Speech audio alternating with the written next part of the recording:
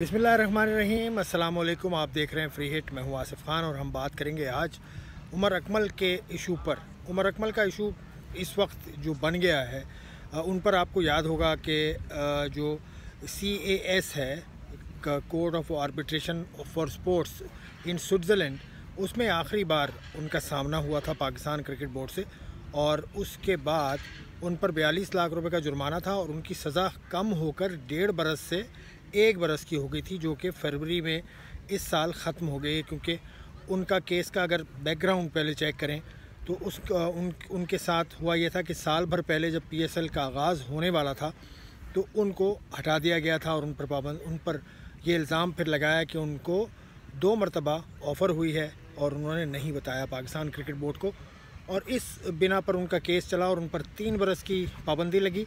उससे पाबंदी को उन्होंने चैलेंज किया पाकिस्तान क्रिकेट बोर्ड के ही एजुकेटर के सामने। तो एजुकेटर जो पाकिस्तान क्रिकेट बोर्ड के थे, उन्होंने पाबंदी उनकी ख़त्म नहीं की बल्कि 1.5 बरस की कर दी।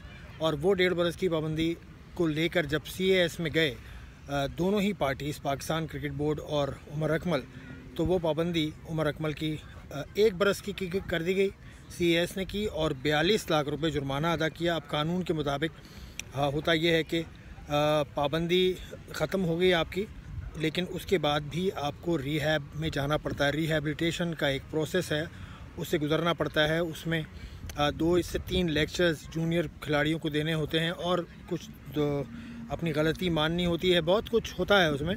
तो वो रिहैब करने में एक रुकावट थी उमर अकमल की, और वो थी 42 लाख रुपए का वो जुर्माना जो उन्होंने नहीं दिया। उन्होंने ये कहा कि मेरे हालात ऐसे नहीं है कि मैं यकमुश्त ये पैसे दे सकूं, और उसको किस्तों में करने की बात की थी, जो कि पाकिस्तान क्रिकेट बोर्ड ने रद्द कर दी।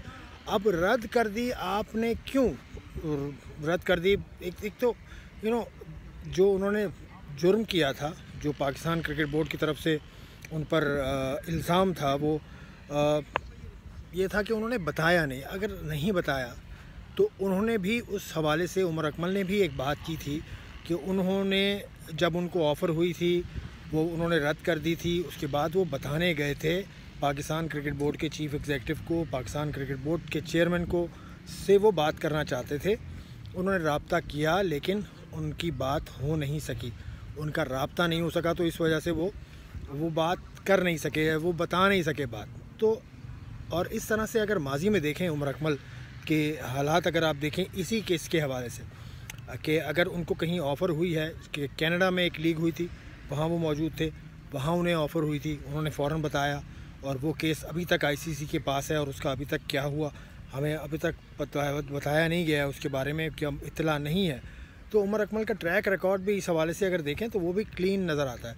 तो उस पर पाकिस्तान क्रिकेट बोर्ड की तरफ से इतना रिजिड, इतना इस तरह का बिहेवियर क्यों किया जा रहा है? अगर किस्तों में पैसे देने को तैयार हैं, जुर्माने की रकम जो 42 लाख रुपए है वो देने को तैयार हैं, उससे इनकारी नहीं है, तो क्या ज़रूरत है इस केस को इशू बनाने की? और इसमें ले लें, उसको किस्तों में ले लें, उससे पैसे 2 किस्तों में ले लें, 3 किस्तों में ले लें, जितने भी हो सके पाकिस्तान क्रिकेट बोर्ड को कर लेना चाहिए। क्योंकि उमर अकमल का ये कहना कि 1 साल 1.5 साल से वो क्रिकेट नहीं खेले, उनके पास कोई कमाई का ज़रिया नहीं है, तो एकदम से 42 लाख रुपए वो नहीं दे सकते। तो मैं समझता हूँ कि ये पाकिस्तान क्रिकेट बोर्ड की तरफ से थोड़ा सा हार्श बिहेवियर है। इस पर सोचना चाहिए पाकिस्तान क्रिकेट बोर्ड को। और ये भी है कि ये भी देखें कि एक लड़का है, वो क्रिकेट खेलना चाहता है, अभी एज है उसकी, पाकिस्तान को सर्व करेंगे या जब भी करेंगे वो करेंगे, जब भी उनका मौका आएगा, जब भी वो ऐसी परफॉर्मेंस दे सकेंगे कि वो पाकिस्तान क्रिकेट के लिए खेल सकें, तो वो एक अलग मौजू है। लेकिन दुनिया भर में लीग्स ओपन हो जाती हैं, अगर आप क्लियर हो, आपको क्लीन चिट दे दे पाकिस्तान क्रिकेट बोर्ड या जो भी बोर्ड जिससे आपका ताल्लुक़ है, वो आपको क्लीन चिट अगर दे दे तो आपको दुनिया भर में लीग्स में खेलने का मौका मिल जाता है। तो उस मौके को मेरा ख्याल है ना छीना जाए और ये इस बात को ज़िद ना बनाया जाए, और ले लें अगर मुमकिन हो तो किस्तों में ही ले लें जुर्माना, क्योंकि जुर्माना देने से इनकारी वो नहीं है। तो मैं समझता हूँ कि इस केस को अब ख़त्म हो जाना चाहिए, और इसका हल यही है कि कोई रास्ता निकाल लें बीच में बैठ के और इस मसले को हल कर लें।